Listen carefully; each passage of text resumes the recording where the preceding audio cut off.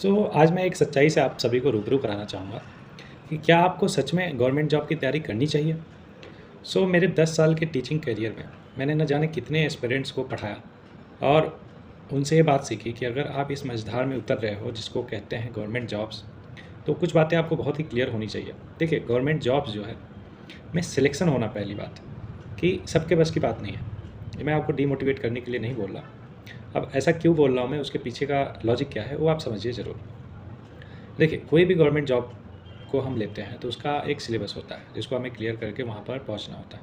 पहली बात तो उस सिलेबस में मोस्ट ऑफ द लोग कोई ना कोई उनको डिफ़िकल्टी होती है किसी पर्टिकुलर पोर्शन में। सपोज़ दैट आप एसएससी सीजीएल की तैयारी करना चाहते हो। इसमें पता है कि प्रीलिम्स में भी और मेंस में भी 25% और मेंस में भी अप्रॉक्सिमेटली 25% वेटेज होता है मैथ्स का। और आपको मैथ्स क्लास 10 से ही नहीं आती, क्लास 10th में जैसे तैसे आप पास हो गए, लेकिन आप चाहते हो कि बाकी सब्जेक्ट के बेसिस पे आप क्लियर कर जाओगे इस पर्टिकुलर पेपर को। तो थोड़ा-सा रियलिटी चेक मैं देना चाहूँगा आपको। देखिए, पहली बात तो 20 से 25 लाख लोग अप्लाई करते हैं इस पर्टिकुलर एग्ज़ाम के लिए। उसमें भी हर साल करीब 8,000 कभी 10,000, इस बार केवल 17,727 पोस्ट है। बाकी साल ऐसे ही पोस्ट रहती है 7,000, 8,000, 10,000। पहली बात तो कॉम्पिटिशन इतना ज़्यादा है। दूसरी बात, अगर किसी पर्टिकुलर सब्जेक्ट में आप लैग कर रहे हो और उसके लिए आप मेहनत नहीं करना चाहते हो, तो ऑब्वियस है आप तो रेस से पहले ही बाहर हो गए।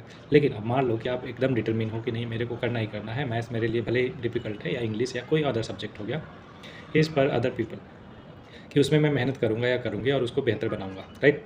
इन दैट सिचुएशन आप समझिए पहले कि क्या आपके अंदर वो पर्टिकुलर इंटेलेक्चुअल है, स्किल है। क्योंकि मोस्ट ऑफ द स्किल हम प्रैक्टिस करके बहुत अच्छा नहीं कर सकते, एक सर्टेन लेवल तक ही पहुंच सकते हैं। तो क्या आप मैथ्स में उतना प्रैक्टिस करके या फिर बाकी अदर सब्जेक्ट में उतना प्रैक्टिस करके एक सर्टेन लेवल तक पहुंच सकते हो जहां से आप उस एग्ज़ाम में बहुत ही अच्छा कर जाओ। अगर आप ये अपने अंदर एनालाइज कर लेते हो स्टार्टिंग में, अगर आप श्योर नहीं हो तो उसके लिए ज़रूरी है कि एक सेल्फ इंट्रोस्पेक्शन किया जाए और समझा जाए कि आपका कौन सा सब्जेक्ट स्ट्रॉन्ग है और किस में आपको मेहनत करनी पड़ेगी अभी भी, और अभी अच्छी खासी।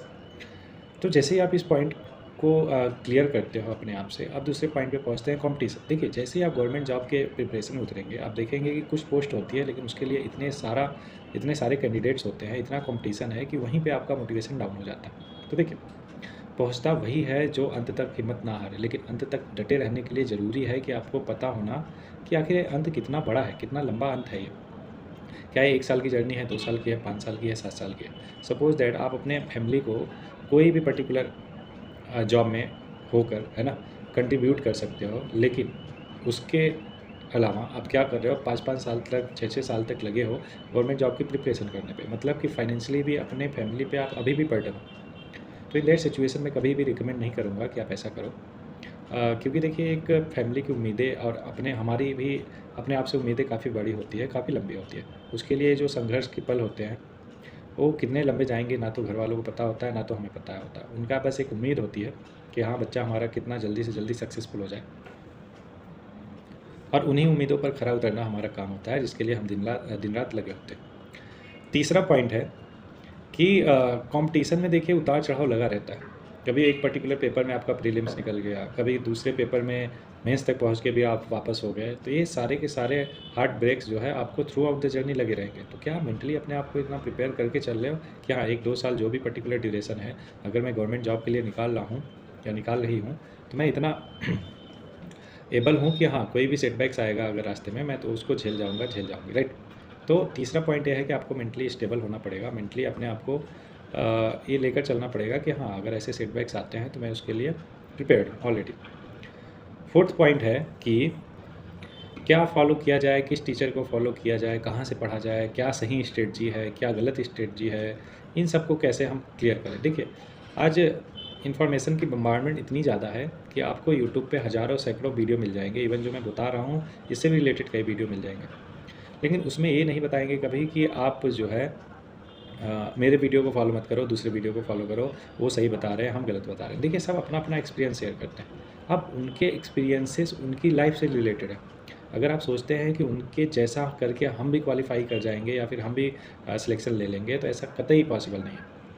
उसके लिए ज़रूरी है आपको अपनी जर्नी को समझना कि आपकी अपब्रिंगिंग अभी तक हुई है, जो भी आपके एजुकेशनल बैकग्राउंड है, उसमें क्या स्ट्रॉन्ग है, क्या वीक है, वो आपसे बेहतर कोई नहीं जानता। इसलिए मोस्ट ऑफ द टाइम जब बच्चे हमारे पास आते हैं कि सर हमें ये पढ़ा दो, हमारा सिलेक्शन करवा दो, ये करवा दो, वो करवा दो, तो मैं डायरेक्ट बोलता हूँ कि सिलेक्शन लेना ना लेना है तुम्हारी बात है, मेरा बात है जस्ट गाइड करना। मैं स्पेशल क्या करता हूँ कि जस्ट तुम्हें ऑब्जर्व करके देखता हूँ कि क्या तुम्हारे अंदर वीकनेस है, क्या तुम्हारे स्ट्रॉन्ग पॉइंट्स है, उसके बेसिस पे स्ट्रॉन्ग को और स्ट्रॉन्ग बना के वीकनेस को हटाना, यही एक टीचर, यही एक मेंटर का काम होता है। अब most of the coaching institute है ना, या फिर टीचर्स क्या करते हैं, ज़्यादा से ज़्यादा बच्चों को इकट्ठा करते हैं, बिना उन्हें जाने समझे केवल और केवल अपना सब कुछ बताते हैं कि ऐसे कर लो, वो कर लो, है ना, तुम्हारा हो जाएगा, ऐसे हो जाएगा, वैसे हो जाएगा। लेकिन आप सभी को पता है कि हर किसी की जर्नी अलग है, आपकी भी जर्नी अलग है। तो जब तक आप अपनी जर्नी को नहीं समझोगे, तब तक आप सही मटेरियल क्या है, सही टीचर क्या है, उसको नहीं जान पाओगे। देखो मोस्ट ऑफ द टीचर जो ऑनलाइन पढ़ाते हैं, उनको आपके बारे में कुछ भी नहीं पता। कौन हो आप, क्या करते हो, क्या एजुकेशनल बैकग्राउंड है, क्या वीकनेस है, क्या स्ट्रॉन्ग पॉइंट है, उनको कुछ भी नहीं पता। उनको जस्ट काम है कि ज़्यादा से ज़्यादा बच्चे आएँ, हमारा रेवेन्यू बढ़े, है ना, नथिंग एल्स।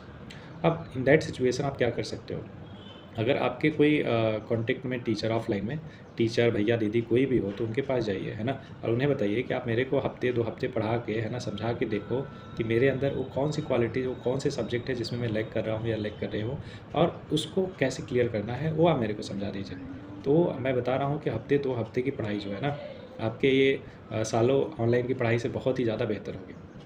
तो ज़रूरी है आपको अपने आप को समझना, ना कि टॉप क्वालिटी के टीचर के पीछे भागना। देखिए कोई भी एक पर्टिकुलर टीचर को आप पकड़ लो, एक्सपीरियंस अनएक्सपीरियंस, है ना, बस उसका तरीका होना चाहिए थोड़ा पढ़ाने का, सच दैट आपको समझ में आएगा। जैसे अगर आपको लगता है 8-10 टीचर को देखने के बाद कि ये टीचर से मैं कनेक्ट कर पा रहा हूँ या कर पा रही हूँ, तो just stick to that person. आप उनसे पूरा का पूरा पढ़ो, समझो, है ना, हर एक चीज़ फॉलो करो। ऐसा नहीं है कि कभी एक टीचर हफ्ते भर एक टीचर को फॉलो किया, दूसरे हफ्ते में दूसरे टीचर के पास, फिर उनका अच्छा लगा उनके पास चले गए।